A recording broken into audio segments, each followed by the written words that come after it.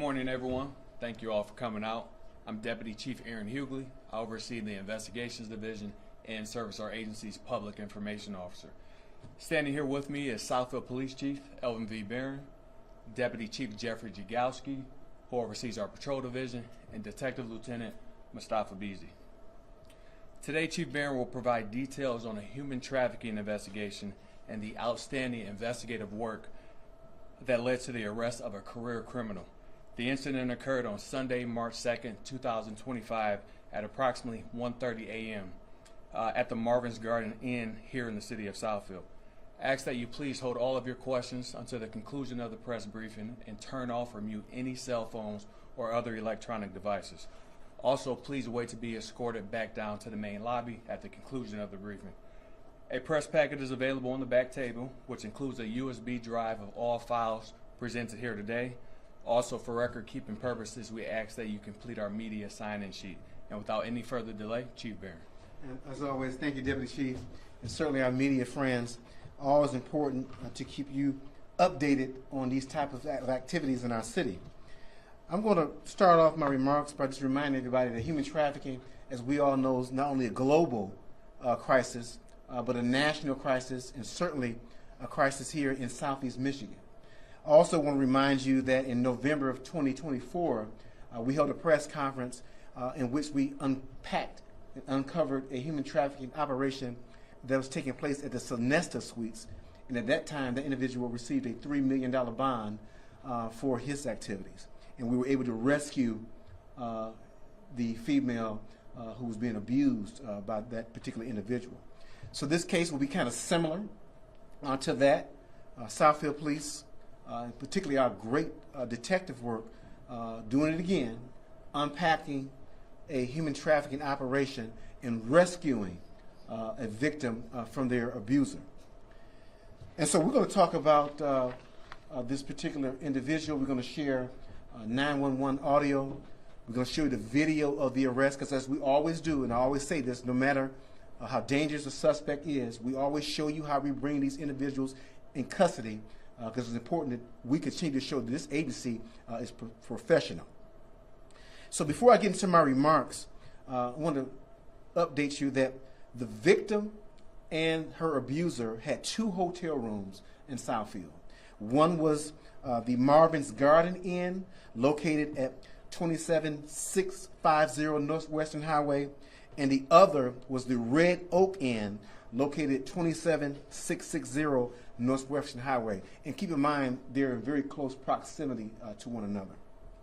So on Sunday, March 2nd, at approximately 1:30 a.m., Southfield officers was dispatched to the Red Oak Hotel on a report of a disturbance. The call came from the front desk clerk of the Red Oak Hotel, who stated that a female approached the desk and was in fear of her boyfriend. Southfield officers arrived on scene and spoke with the 49-year-old victim, who was a resident of Flint, Michigan, and advised them that she has been in a dating relationship with the suspect for approximately 4 months. We later identified the suspect as Rodney Holland, 29 years old, a resident of Ferndale, Michigan. The victim also disclosed to the officers that the suspect had assaulted her in the past, but those incidents had not been reported to law enforcement. And also, she was very emotional during that interview with our officers, visibly afraid as she spoke with our officers. The victim stated that she had gotten into a verbal dispute with the suspect over an undisclosed matter. The victim retreated to her vehicle to distance herself from the suspect. The victim had been in communication with her sister and had made plans to return to Flint to escape her abuser. As the victim sat in her vehicle, the suspect approached and requested that she exit the car. The victim asked the suspect if he was going to harm her, at which time the suspect responded by calling her the B word and stated, "If I wanted you dead, you would be dead." The victim then exited the vehicle to distance herself from the suspect for a second time and began walking towards her hotel room, which was at the Marvin Gardens Inn, in order to gather her belongings. The victim returned to the vehicle with her cell phone in hand and instructed the suspect to get out of her car. The suspect refused to exit the victim's vehicle and snatched her cell phone from her hand and did not return it. Fearing that she would be assaulted by the suspect, the victim ran to a nearby vehicle that was in the parking lot. A private citizen then gave the victim a ride to the Red Oak Inn, at which time Southfield Police was contacted again by the front desk clerk to respond for assistance. And we do want to pause here and thank that private citizen for getting involved, because you never know what could have transpired had that intervention not take place. And also keep in mind that our initial report was for a domestic dispute. However, through exceptional detective work, a human trafficking component was uncovered. The lead detective reviewed this incident and saw signs that the victim was possibly being human trafficked by her abuser. Through her training and experience, really played into this particular investigation. So I had an opportunity to sit down with this particular detective because I wanted to kind of explore her thought pattern as to how she was able to get this victim to talk. As you all know, oftentimes these victims, again, are fearful. There was a lot of secrecy. So it's important to have detectives understand that. So the detective shared with me that the very first sign that brought to her attention that something wasn't right and that we may have had a human trafficking component to this was that the victim only knew her boyfriend as Mello. And so red flag number one, how don't you know your boyfriend's name after 4 months? Also, the detective decided to review body-worn camera after discovering this first red flag to see if there's any other evidence that would lead her to furthering her thought pattern of a possible human trafficking. What she discovered through watching the body camera vehicle, the victim certainly very emotional, very afraid. She made declarations that she was scared and had nowhere else to go. She also made statements that she was tired, scared, and wanted to get out. See, these are signs, these are words that it's important for any agency, particularly detectives, to pick up on.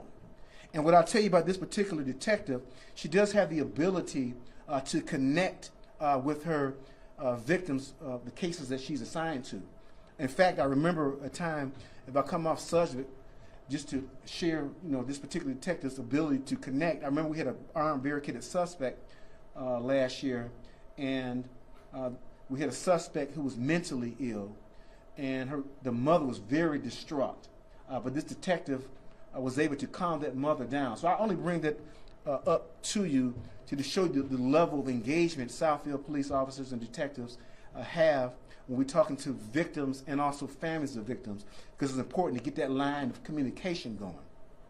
So our detective discovered that the victim had a commercial sex advertisements that were posted on social media, and we do know this particular site is known for sex work activities. The evidence suggests that there are other victims of our suspect, and those victims are potentially out of Detroit, Grand Rapids, Ohio, Kentucky, and Indiana. And our detectives are currently working to identify these potential victims. The victim also disclosed to detectives that the suspect had forced her to have multiple dates with men, that the suspect also regularly assaulted her. And so Southfield detectives were able to track down our suspect. At the time of this incident, he'd already fled from the area. But again, we were able to track him down on Tuesday, March 4th, where detectives gained knowledge that our suspect was actively on probation for domestic violence strangulation out of Wayne County. So they were able to coordinate with the probation office in Wayne, Detroit, Greenfield office to set up an arrangement to take him to custody. And he was taken to custody without incident, and again, I'll show you that video shortly. Our suspect does have a lengthy criminal history, from receiving and concealing stolen property, fleeing and eluding third degree, assault, resisting, obstructing police officers, reckless driving, assault with intent to do great bodily harm, strangulation, assault with dangerous weapon. We can report at this time that our victim is currently safe and with family members at this time. So our suspect, Rodney Holland, was charged by the Oakland County Prosecutor's Office. Count 1, human trafficking, forced labor causing injury. Count 2, prostitution, transporting person. Count 3, accepting and receiving earnings from a person engaged in prostitution. Count 4, human trafficking enterprise causing injury. Our suspect received a $750,000 cash bond. The next court date is March 17th at 8:30 a.m.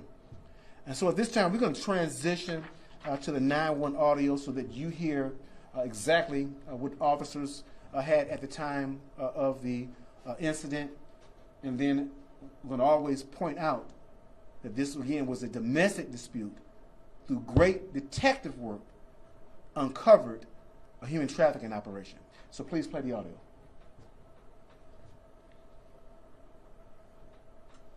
Two 2025 135 53. Southfield 911.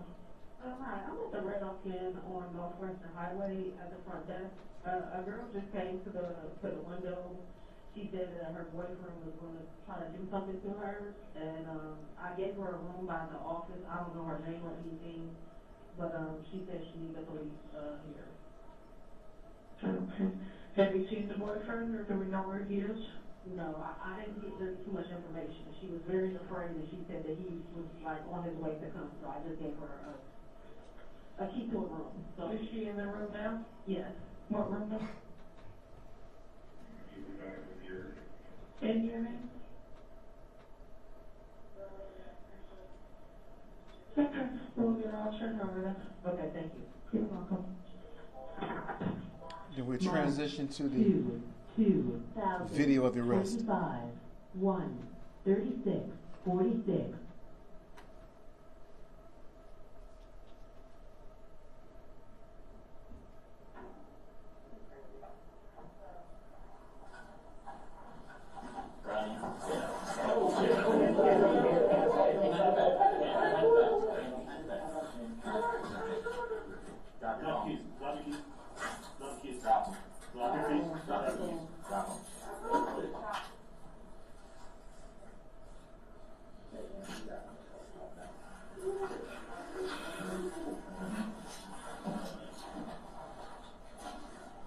You got anything on you that's gonna stick me, poke me, or hurt me?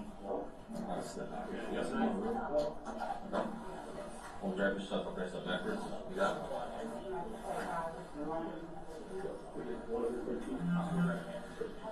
So you keep part of it.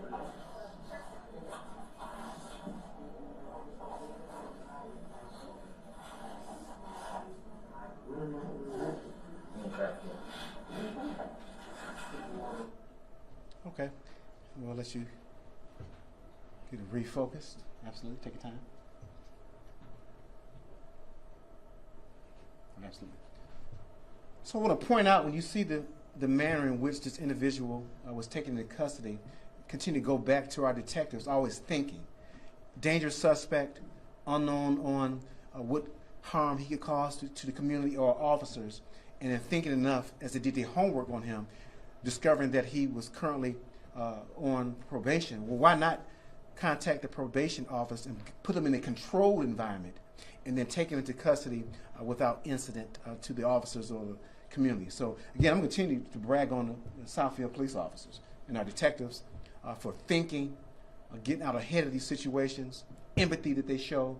This is a great department, and we're going to continue to express that to this community, the work that they do, and it will not go unnoticed, particularly when they bring into custody dangerous suspects time after time after time. I stand before this podium and share this with you. One, the community needs to know what work that these men and women are doing. Secondly, how when we take these type of people off the street, it makes an impact. How many more victims were potentially going to fall prey to this individual and those other ones that we arrested? So without further ado, I'll open up the floor for questions. You mentioned potentially other victims. Can you give us a little more context when we talk about enterprise, whether he was working alone, had associates, and how would he exert control over women in such a wide range of locations? Right. So again, the investigation is still moving forward. A lot of our information we did get from the victim, who did share with us other potential victims that we're reaching out to. At this time, we're not certain whether he's working alone. No evidence whether he has other people involved, but that will come out through our investigation. So this is all relatively new. Again, we just arrested him just a few days ago, so more work to do, more victims to contact, and then we'll have a bigger picture, or should I say a better picture of his enterprise at the appropriate time. And not trying to victim blame in the least, but when she doesn't know his name other than a nickname, are you able to provide any context of how she met him, how long she knew him, and again, how he exerts control outside of maybe just directly threatening these women? Yeah, so when you look at these human traffickers, their behaviors are very similar. Regardless of what state you're in, they contact people, particularly women who they feel are vulnerable, who may be in need of resources, and then they'll sell an idea of profit and security by lending themselves under their direction.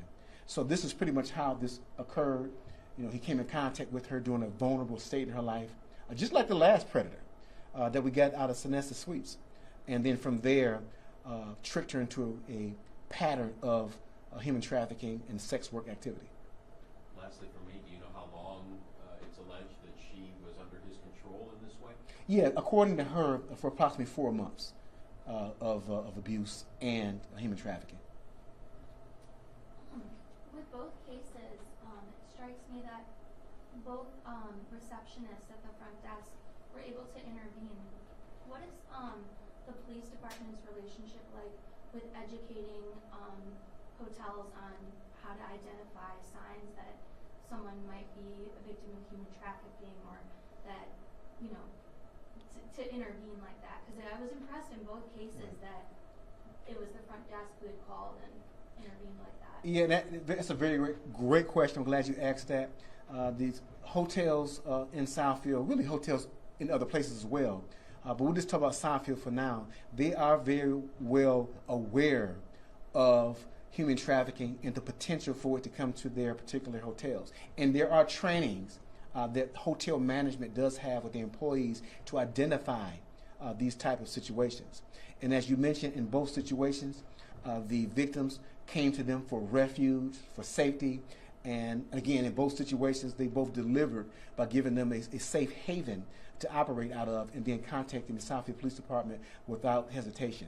So to answer your question, training, relationships with our department, and then also they're just good human beings who see someone in distress, gets involved, and then notify police without hesitation. I also gave credit to that bystander who she ran to in the parking lot.